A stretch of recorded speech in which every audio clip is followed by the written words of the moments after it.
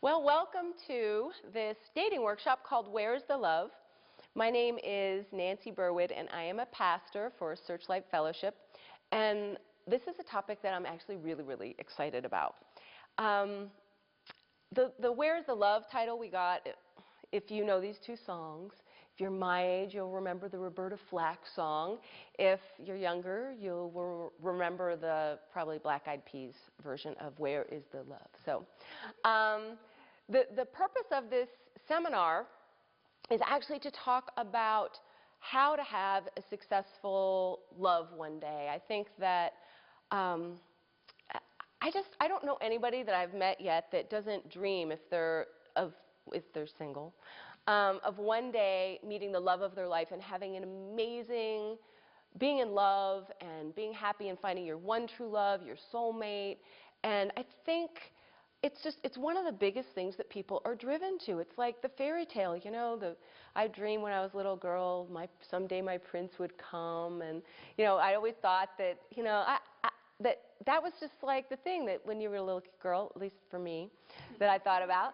But I think that when you think about what people desire in their life and what people's goals are, I don't know of any goal that people get more excited about or more passionate about than finding their one true love. It's just, think about it. I mean, could anything be greater than finding somebody that you are in love with, that you could spend your life with, that's your soulmate, that's your best friend, that you're attracted to, that you love being around?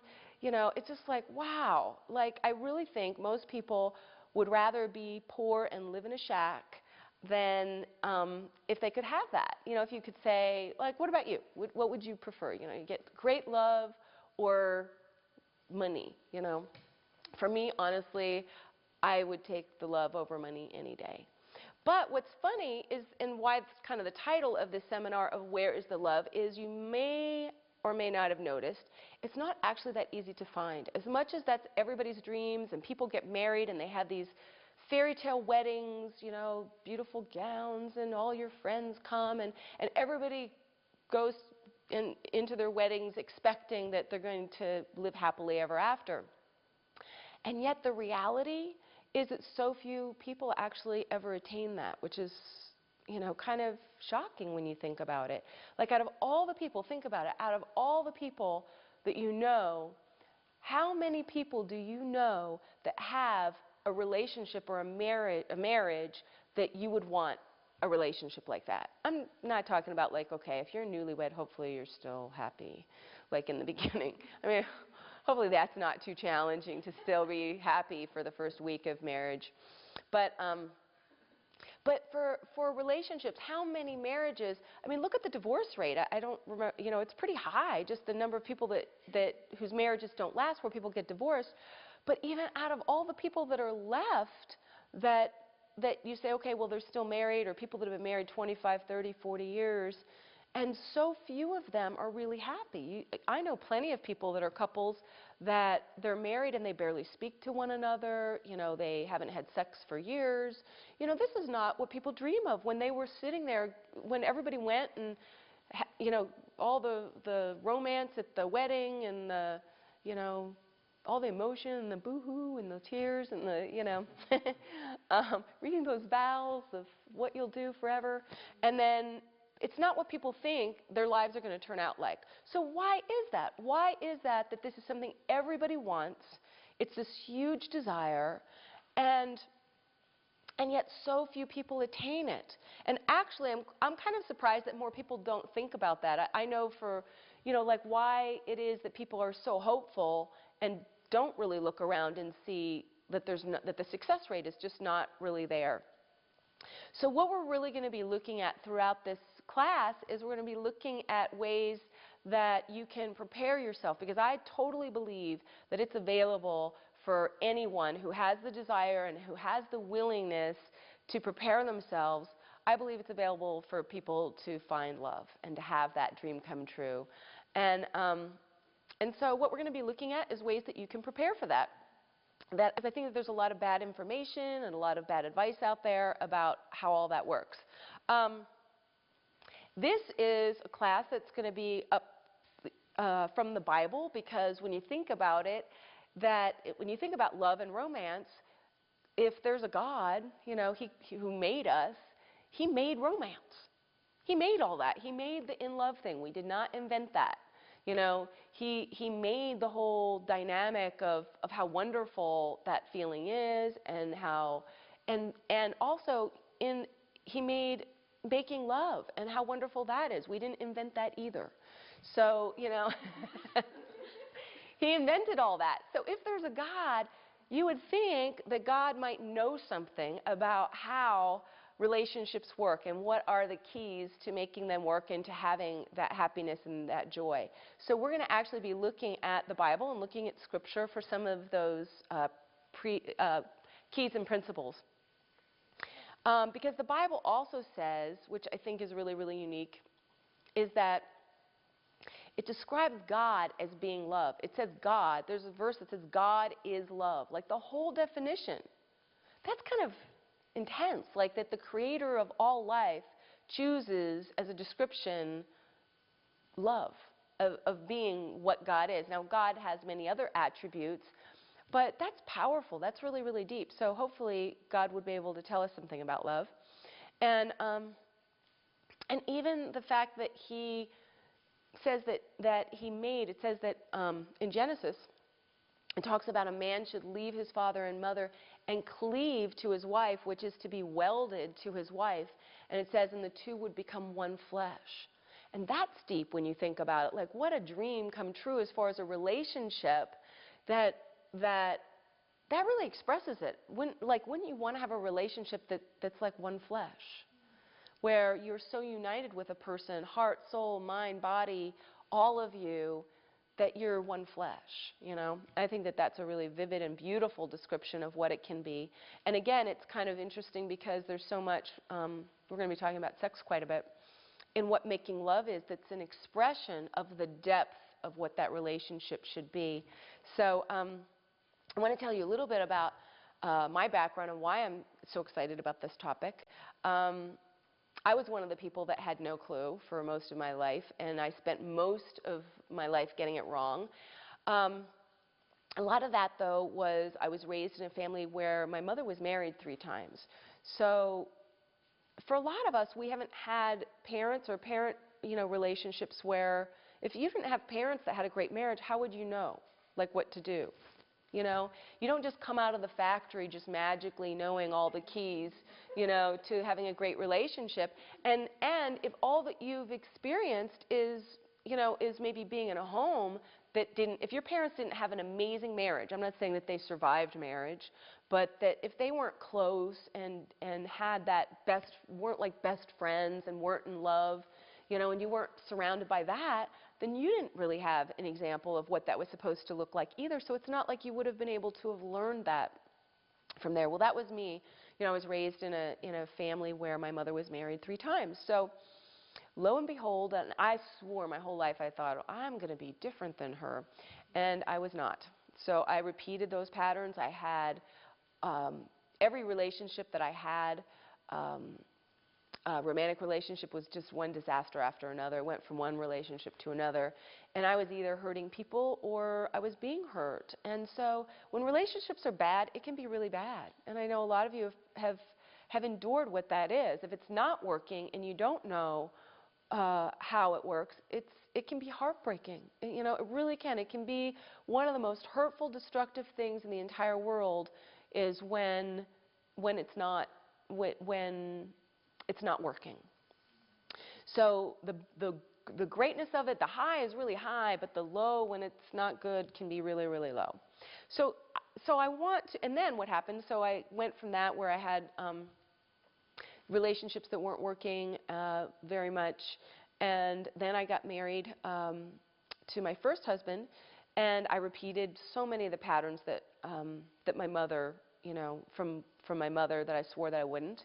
And I got to the place where I was in so much pain and so miserable that I finally realized that I needed to go and get help. And so I sought out a Christian counselor, Christy Lee, and she was just amazing, and she changed my life, and I feel very, very grateful for all that she did and how much she helped me in this journey. And my life really changed considerably as a result. And so some of the ways that she set me on this other path are some of the things that I'm going to be sharing with you in this. And where I learned to do things differently from what I had been taught before and from my background. And so I spent 3 years just sort of growing and doing some healing and being single. And after I came out of my first marriage, and then I wound up meeting my husband Adam, who I married a little over 7 years ago, and I am really happily married, and I love my husband. I never thought it was possible to have a relationship like this. It's exciting. I never thought that you could be really excited. Like, I know it's only been 7 years, but seriously, like, we don't get the 7-year itch. Like, I don't understand what that is, you know? It's just like, I love being married to him. I'm in love with him. He's my best friend. He's my favorite person in the whole world to hang out with. I do think he's my soulmate. I could not in a million years imagine being married to anybody else. It's fun, and I just never thought it could be this good. When it's good, it's really, really, really good. So I'm excited about that, and my passion really is to pass that on. Like, this has been something that I know changes people's lives, so that's why we're doing this class, actually, because I think there's nothing, I think it's very exciting to help people to get to the place where anybody can experience this and learn some of these keys. So one of the elements as far as marriage that I want to talk about, as far as why it takes preparation and it's not an automatic thing. Because I think people expect it to just magically work. You know, I think if you took a survey even about what people think as far as, you know, you go, oh, what does it take, you know? Or you read in magazines, what do you think, you know, it takes for a good relationship? Most people just say, you need to be in love. You know, I remember lots of TV shows even, you know, back in the old day, I don't know, in my day or whatever, when black and white TV, they would, you know, the dad would say, you know, but do you love him, you know, to the daughter or something. And that somehow was the magic formula for success. That if you're in love with somebody, then that's all that it took. Well, I don't believe that's true, because it's actually not that complicated for most people to have the feelings of falling in love. I mean, most of us have felt that. I mean, I know that for some people that there's some things going on where it's hard to have those feelings. But for most people, the feeling, you can have the feeling of being in love and marry somebody that's a maniac. I'm sure you know people, or you've experienced it yourself, where you've fallen in love, it's so high, you feel like you found the one, and it turns out to be really hurtful, disastrous, painful. So that can't possibly be the criteria. So we're going to look at what are the things that we can do. I believe that preparation is important, that this is something you learn, that you grow in, and that there's things that you can do that are within your control and your choices to put yourself in a place to know that you can have a good relationship and not just have it be guesswork. Because I think today, too, marriage, supposedly, when you think about getting married, it's two people that make a commitment that say, I do for life. That's supposed to be the idea of it. Anymore, you don't really even see people going into that so much. It's more wishful thinking. It's more you grab somebody and you hope it works out, and you're not really sure, you know, how it's going to go. And people feel like there's that degree of uncertainty. But the idea and the concept of saying I do for life is a really amazing thing if you think about it, and if it was true. If you really could say, I know that I can spend my life with somebody, how amazing would that feel? You know, how safe would that make you feel? You know, to know that this is it. There is not going to be another. There's not like maybe it'll work, maybe it won't. And so one of the big elements of marriage and why it's such a big deal is that we want it to be something where when we make that commitment of saying it's for life, that we mean it, and that we feel like, yes, we know that we can follow through with it. But it's not an easy commitment to make. You can't, you know, just make it with anybody. Because one of the elements of that is when you are married to somebody, that person is somebody that you see their worst parts, you know, that they see the worst parts of you and you see the worst parts of them. And, My husband Adam, I am not as glorious to him in many ways as maybe my friends, don't see, the really bad parts of me or whatever. But that's part of marriage. That's a big part of it, that here you are with somebody where they get to see you up close and all the not so good parts. Um, and that's where, again, we want to look at the in-love euphoria that I was just talking about, and that magical thing, what that is, that great feeling of being in love at the beginning and that high, versus a mature love, because they're two very, very different things. I personally believe that the in-love euphoria is actually something that God designed to help us to connect with somebody. I think it's a part of the bonding thing that connects two people together. I know when Adam and I first started our relationship, we made out like all the time. We seriously did. I mean, we were at a Christian camp, and we were just like, people were just going, God, would those people stop kissing? They're just like, I mean, I feel a little silly looking back at that.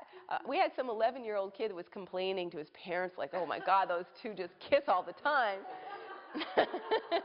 He's like 19 now, so. But it was kind of funny, and so in that whole euphoric stage, it's one of the reasons for the euphoria is that there's something about it that's very attractive, where you see the other person in their ideal state. And so the ideal state, what I mean is each of us has an ideal state. It's who you are without all your bad stuff. And we like to see ourselves that way. I think part of us is we all have a desire to wish that we were what that is, but there's also the part that we know that there's yucky parts, and we're aware of that, and we try to, and so a lot of life we kind of go through trying to play it off like we're the only ones. We think sometimes that we're the only people that have all this yucky stuff, so we wear a mask and we try and pretend that we're the together people, or that we think that we're the only screwed up people and that the whole rest of the world are all the together people. There's nothing true about that. We're all screwed up. And so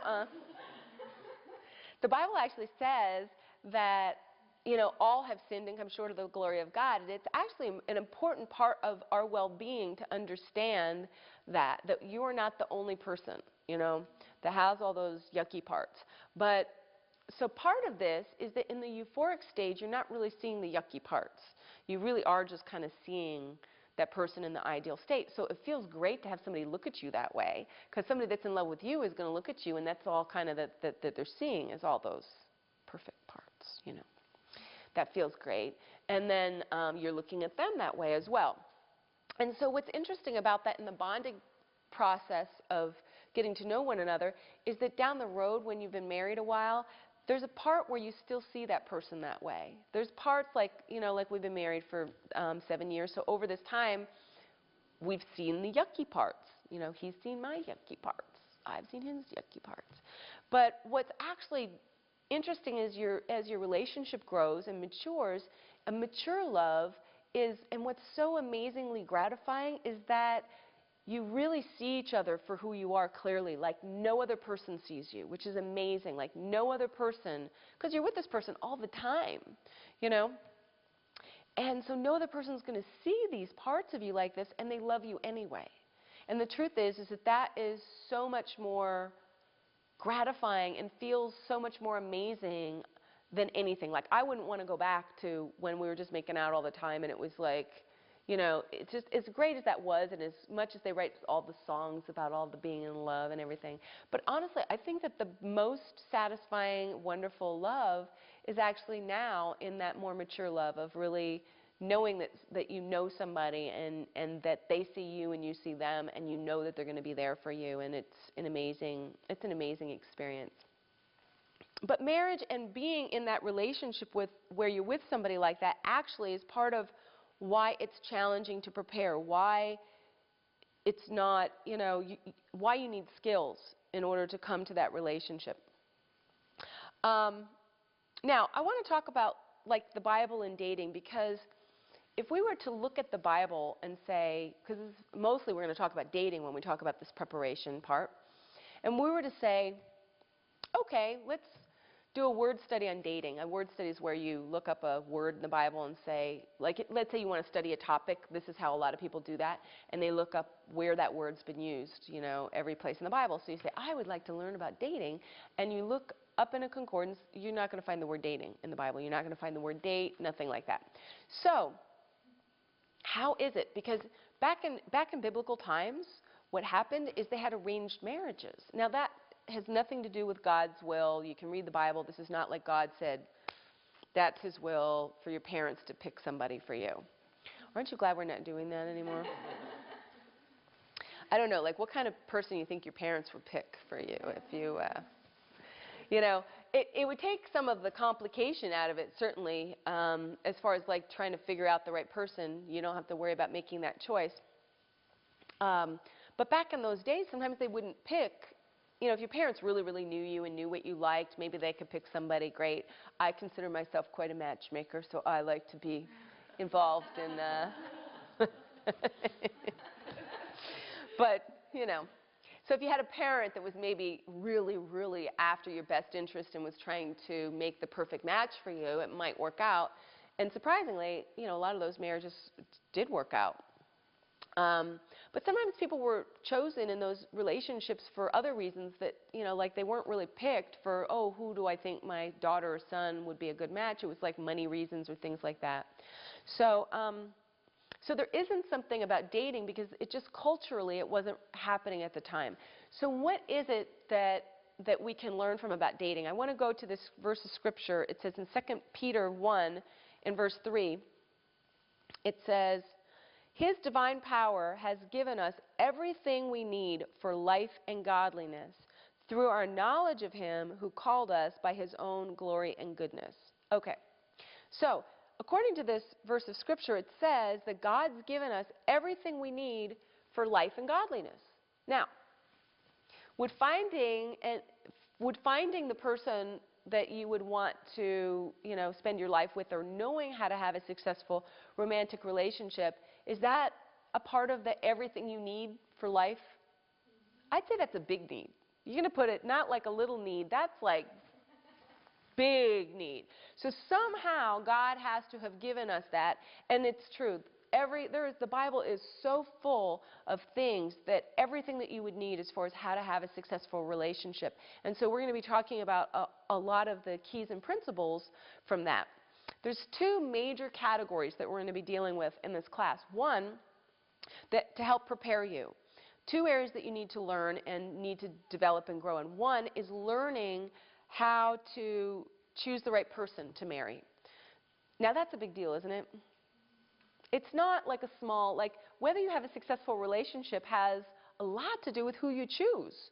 You can't just go pick anybody and have it work, you know. So, and the thing is most people are not that great at choosing. Have you ever picked the wrong person? You know, I think a lot of us have made quite a few of those mistakes as far as, or misjudged or misread. So a lot of times in picking people, our picker is broken. So we want to take a look at how it is that we can be more discerning. So we're going to look at all kinds of skills as far as learning discernment in who you choose. We're going to talk about things like safe and unsafe people. In this class, we're going to talk about negotiable and non-negotiable qualities, which is a kind of a big deal. A lot of people don't even think about some of these things, but we're going to help you to get clear on things to look for. We're going to talk about red flags. We're going to talk about the role of faith. We're going to talk all about preferences and types and, you know, things that you're attracted to and how to sort of sort through some of those things as well. And how to get better at it. And dating can actually be a process that you can be learning these things in. Now, the second thing that we're going to spend a lot of time talking about actually is how dating can help you grow in relationship and communication skills that you need in a marriage. I think a lot of people don't really understand what a big deal you need major communication skills when you're married. One of the major reasons is because when we're in a romantic relationship, we are so much more sensitive Our feelings get hurt so much more easily by somebody that we're in a romantic relationship with versus a friend. We feel way more vulnerable to somebody that we're in a romantic relationship with versus a friend. The stakes are higher. It's just a lot more heightened. We're a lot more sensitive. Just as an example, my husband does this thing to people that he thinks is really funny, that he goes zoot like that, and he's not allowed to do that to me. Like, I've told him, don't go zoot to me. So now, if my friends did that to me, if I had one of my girlfriends, like Patty, came up and went zzz, I would not be offended. I mean, I could care less. I probably would think it was more funny if she did it. But there's just things like that that I'm so much more sensitive to how he treats me or whatever. I feel a lot more vulnerable. Like in a romantic relationship, we care whether the person calls or doesn't call. I'm not going to sit there worrying by the phone if my girlfriend calls me. Oh my God, she didn't call. You know, my feelings really are going to be fine.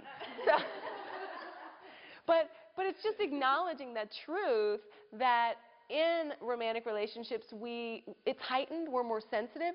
So because of that, you actually need a lot more communication skills.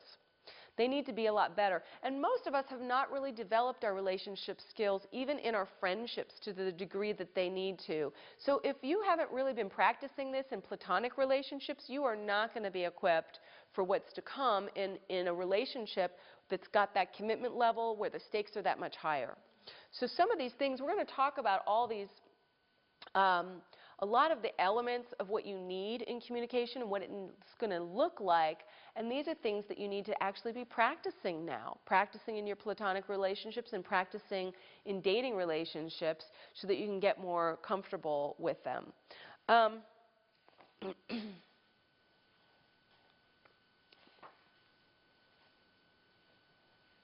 Okay.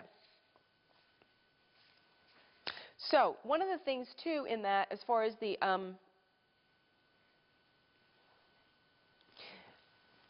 communication skills, these are just some of the categories of things that we will be discussing under that in more elaborate detail. We're going to talk about things like boundaries. A lot of people aren't even aware of what boundaries are, and they haven't really talked about them. We're going to go into detail about that. We're going to talk about things like how to protect your heart in dating, which is a huge one, how to take care of that, because I think people don't take care of their hearts very much. We're going to talk about pacing and what that looks like. We're also going to talk about the differences between men and women. They are different. There are some similarities and all kinds of things, but there's definitely some differences. And we're going to spend a lot of time talking about sex. We're going to talk about all kinds of elements that involve sex and how to have how you can put yourself in a place as far as relating to that can really be supportive and that can help you in that future relationship as well. So the big thing here is I just want to sort of set the stage for you to get, for one, a desire to want to learn this, that this is something that's worth putting the time and effort into. I guess that's what I really want to persuade you about to start with. And of course, you're in this class, so that means you do care, and that's a wonderful thing. But that it is worth putting the effort into it, because love when it's great is amazing. Love when it's bad is really, really bad. And so, it's not really love probably, but you know, but relationships when they're bad can be really, really bad. And so, and that it's worth things like learning about yourself and growing and learning some of these skills and practicing are totally, totally worth it. And we're going to be talking about some of the specifics of that. And we're going to see that all of these ideas are in Scripture, in the Bible, that this is God's desire. I believe with all my heart that God has a desire for every single person to be really satisfied in this, to have an amazing relationship. That God's heart, and it's totally available if you're willing, if you are willing to do what it takes and what's to prepare for this and have an open heart for it and are willing to put in the time and the energy, that I absolutely believe that it's possible for God to, because it says in the Bible too that God's going to meet all of our needs. and that's a desire and a need for you, seriously, like that's a big deal in people's lives, for you to have the right person and to have a deep and satisfying and safe relationship that you can say, I do, and have your soulmate for the rest of your life. So that's what we're going to be looking at in the rest of this class. My dating experience was pretty crazy, I would say. I started dating when I was 12 with my first boyfriend, and my mom and my dad got divorced when I was really young. I don't even remember them being married. My dad was never around, and I think at that young age I was looking for that love that my dad didn't give to me, and so I started dating when I was 12, and I got all of my info and advice from the good old TV and my friends, and I used to read the women's magazines, and that's where I got all my sound advice from. And so everything that I was doing at that time, I thought was what I should be doing and what was normal. My past relationship's been kind of rough, kind of tough. I started dating when I was 15 years old. I was with this girl for 12 years. I pretty much needed somebody to be there for me, and since I grew up without my dad and my mom being there, I just felt lonely. My parents got divorced when I was about 7. My father moved overseas, and I didn't see him for like 12 years, and my mom started working a lot, like maybe 60 to 80 hours a week. So pretty much from an early age, I was learning how to just kind of live on my own. I felt that my default growing up was just I wasn't really interested in being with anyone else, because it wasn't exactly modeled for me. What was modeled for me was basically just a single parent household, and my mom seemed to do it just fine, working on her own. So I didn't really have a whole lot of deep relationships in like middle school or high school. I really didn't have anything substantial until after I became a Christian, which was about 18 years old. I've got a couple examples in my life where people like stay together, and I think that was part of it growing up for me, was that I didn't have an example of anybody staying together, and there was nobody um, that gets married and stays married, and if they do stay married, they're not happy to be together. They're always wanting to do things with their friends and not each other. Um, the there's just, I never saw anything that I wanted back then in marriage, and thank God that today that I have some examples of what that I can physically see of like a good, healthy marriage, and I I want that, because I want some lasting happiness, and the things that I thought that was going to make me happy before, like I said, I feel like I could be chasing it forever, chasing happiness and never really catching it.